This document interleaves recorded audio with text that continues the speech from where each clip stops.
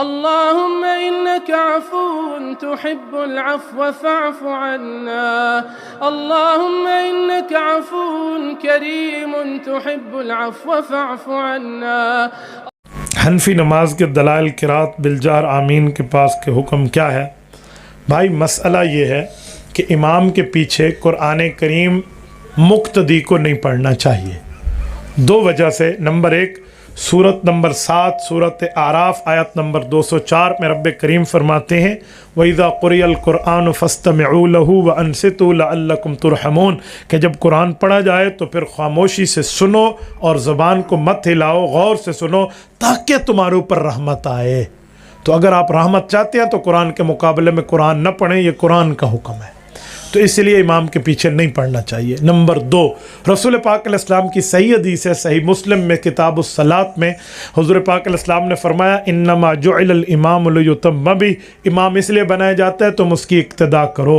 فاذا کبر فکبروا، وہ اتنی تکبیر کہے گا، مقتدی بھی تکبیر کہے گا۔ واذا قال غیر المغضوب علیہم ولا الضالین فقولوا آمین، جب وہ سورۃ فاتحہ ختم کر لے تو تم آمین کہو۔ واذا قرأ فانصتوا، اور جب وہ قرآن پڑھے گا تم چپ کر جاؤ گے۔ اس صحیح حدیث صحیح مسلم سے پتہ چلا کہ سورۃ فاتحہ امام نے پڑھنی ہے، ہم نے نہیں پڑھنی، اور وہ قرآن پڑھے گا اور ہم چپ رہیں گے۔ یہ دو وجہ سے۔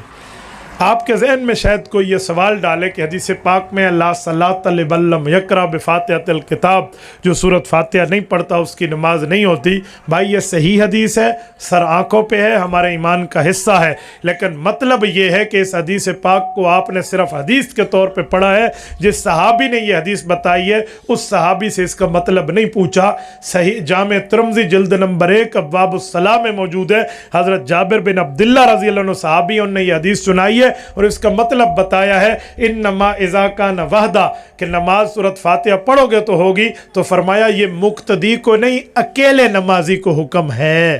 یہ پورا مسئلہ ہے، لیکن لوگوں نے اسے مقتدی پہ لگا دیا ہے، یہ مقتدی کی بات نہیں ہے۔ رہی آمین کی بات، تو آمین اونچی کہنا چاہیے یا آہستہ؟